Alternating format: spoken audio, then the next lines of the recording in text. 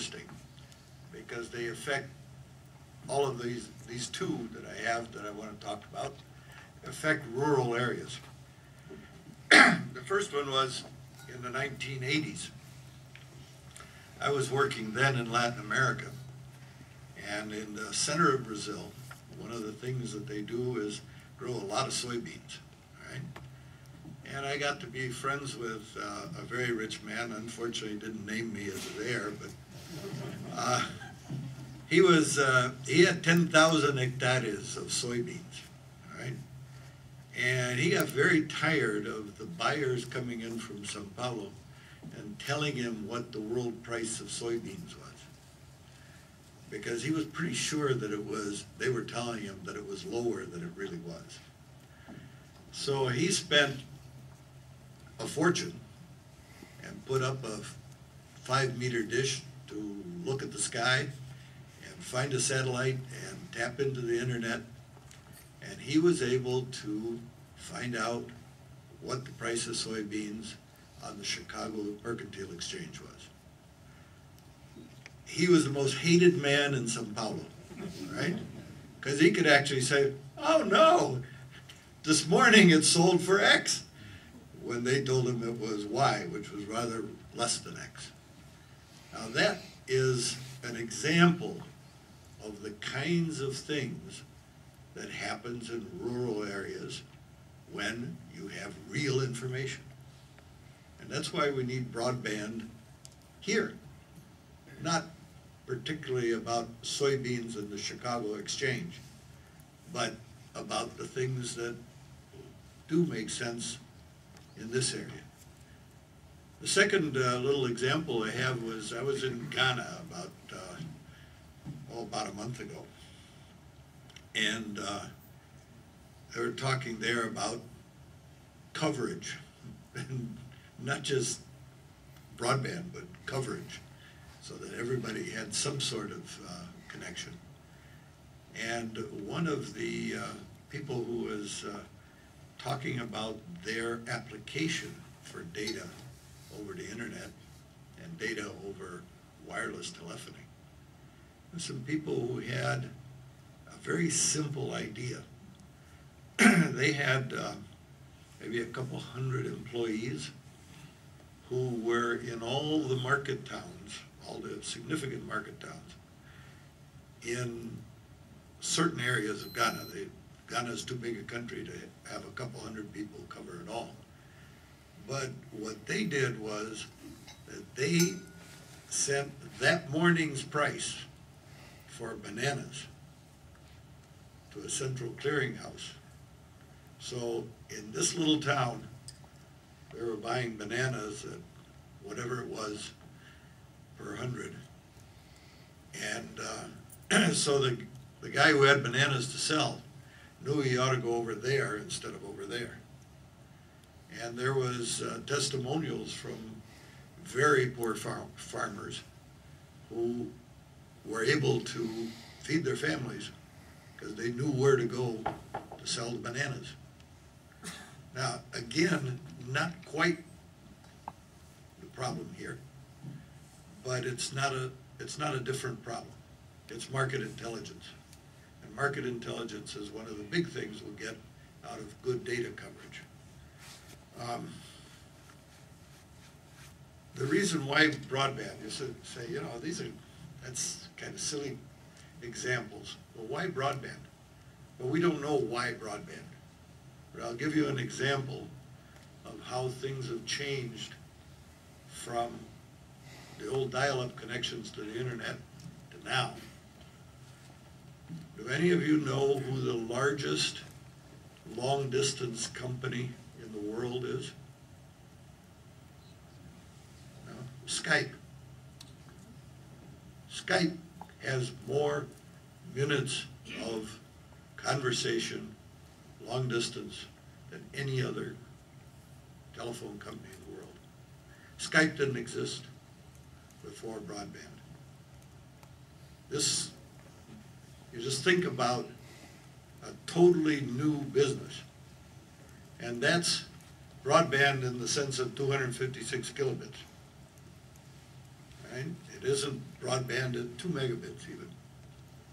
So we don't know what's going to happen at 50 or 100, but it will be as different as Skype is from when you had to pick up the phone and make a phone call and it cost you $3, all right, or 3 pounds. Sorry. But that's the kind of businesses that will arise. Not another Skype, but another something. And those things could arise here just as well as they could anywhere else. I mean, Skype, for goodness sakes, started in Luxembourg. This is not exactly a hotbed of innovation. So it can happen in Cumbria and should. From the amount of energy I've seen here, it will. But we've got to have the right kinds of infrastructure to support it. Since there are some definitions talked about, I wanted to talk about generations, because I will invariably talk about generations. In the cellular world where I come from, we talk about generations in terms of what the ITU talks about mobile telephony generations. The first generation was analog cellular telephones. Best example in the UK was the old tax system that BT put in, what, 25 years ago now? And then the second generation, the best example is the GSM network, which is still ubiquitous, not only around Europe, but around the world. Third generation, the example in Europe is something called UMTS, which we haven't heard a lot about because of the fact that most of the networks have not been well expanded and well taken care of. I won't go into the fact of greedy governments stealing the network, the capital necessary for it. Won't do that. But the third generation cellular is anything over 356 kilobits. In fact, third generation networks now are delivering around 7.4 megabits, right? The interesting thing about that is that we've learned things. One of them is that no matter how clever we are, and let me tell you, the engineers are very clever. I have a daughter who's an engineer, and she says, God put us on here to solve problems, right? And they do. Engineers solve problems. They do a great job at it. But there's no way to solve the problem which Mother Nature puts there, which is that the spectrum is just so big, and it can only carry so much intelligence. That's one of the reasons the engineers invented fiber optic cable, all right? So they solve problems. So we cannot expect that wireless will solve all the problems of broadband access, no matter what people say. And the enthusiasts in my industry will tell you we will, but the fact is we won't, because it's just too much data, not enough spectrum. So whatever solves your problem here, it will be a combination of fiber optic and wireless. As I was saying to one of you gentlemen yesterday, the problem with that is that it requires network design. And network design is not something that will get a politician his 30 seconds in front of the TV cameras. Right? Stand there and say, network design will do it.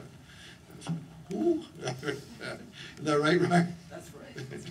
So we have to, but that is what will do it. Because there will be places where you need to have fiber optic, and there will be places where you will be able to take an end of that fiber optic and distribute it wirelessly.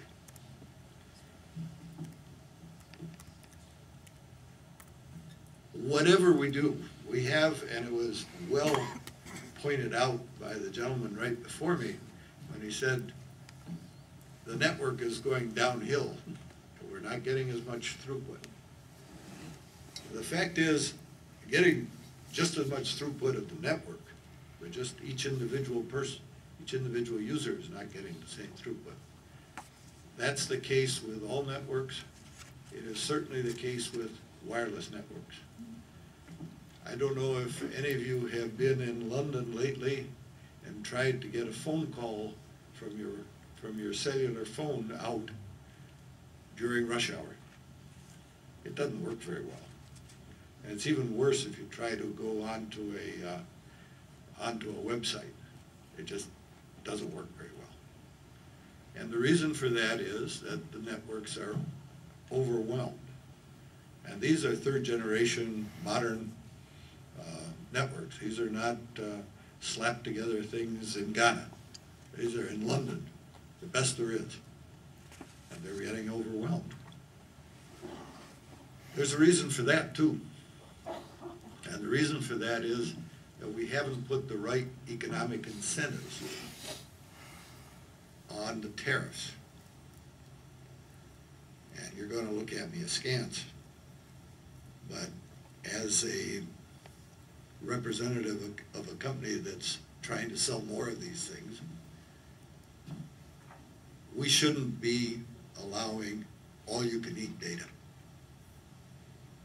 Because what it does is make it uneconomic for the carriers to have enough infrastructure in place to download every video program in the world onto a smartphone and pay nothing for it. That should not be what our economic model is. The economic model should be use more bits and bytes, pay more. Hard to do, but it would solve part of the problem of a lot of things. Let's face it, we would like to have the kids on the farm here stay on the farm and take up farming. And they're not going to do that unless they can see the latest movies, they can play the latest online games. Well, they should be allowed to do that. But there should be built-in incentives in the tariffs. So to say, let's say you really want to download a movie. There ought to be an economic incentive to do that at 2 in the morning, and then you can watch it at the right time for you.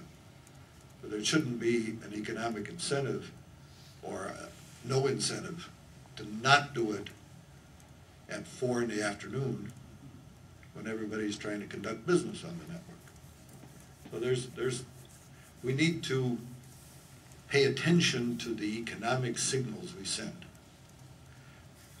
I'll tell you why this is important to RIM. We got the most efficient smartphone around. Right? It works really well. And therefore, we would like it if you had that kind of incentive, because then people would buy more BlackBerries.